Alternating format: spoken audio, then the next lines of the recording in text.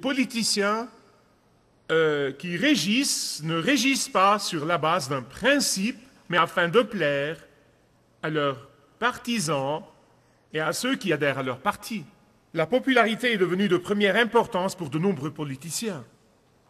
Et c'est pourquoi ce n'est pas par hasard que la seconde tentation avec laquelle Satan tente Jésus dans le désert a à voir avec la popularité.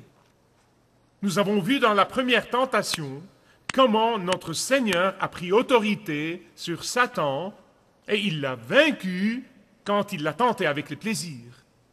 Et quand Satan l'a tenté de placer son désir au-dessus de la volonté du Père, il a pris autorité sur lui. Il a tenté tout comme il tente chacun de nous, chaque jour de notre vie, à faire les choses à notre manière, pas à la manière de Dieu.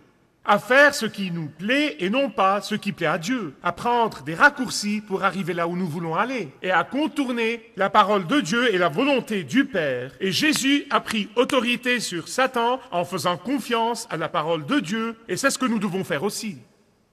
Ayant lamentablement échoué à induire Jésus à utiliser sa puissance divine pour servir son propre intérêt et donc d'agir contre le Père, il lui donne un second coup. Ne pensez jamais que lorsque vous avez la victoire sur Satan, c'est fini.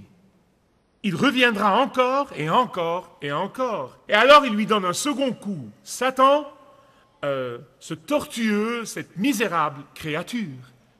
Cette fois, il essaye d'induire le Fils à mettre l'amour du Père à l'épreuve.